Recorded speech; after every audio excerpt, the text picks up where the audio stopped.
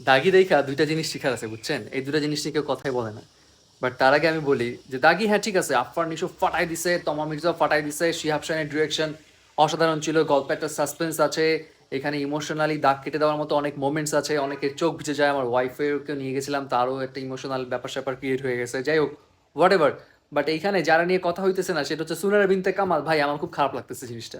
সুনারা বিনতে কামাল এই গল্পে কিন্তু একটা অন্যরকম ডাইমেনশন অ্যাড করে। সে না হইলে কিন্তু অনেক কিছু ঘটতোই না, এমন একটা ক্যারেক্টার, এবং তার ক্যারেক্টারটা অনেক চ্যালেঞ্জিং ছিল। And I really appreciate that যে সে আসার পর এখানে যে একটা অন্যরকম ফ্লেভার অ্যাড হয় সেই বিষয়টা। বাট তারা নিয়ে কেউ কথাই বলে না। যাই হোক, হোয়াট এভার ইট ইজ।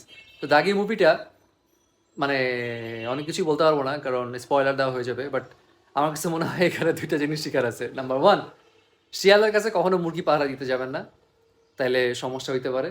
ঠিক আছে? অফকোর্স শিয়াল মুরগি খায় ফেলবে, এটাই স্বাভাবিক। আর নাম্বার টু, সুযোগের সদ্ব্যবহার করা উচিত। অপরচুনিটিস যখন আসবে সেটা নেওয়া উচিত। যদি বেশি পুংটামি করো, হ্যাঁ, মাতবাড়ি করো, তাইলে কিন্তু ঝামেলা হইতে পারে, বুঝছো না? এটাই হচ্ছে বিষয়।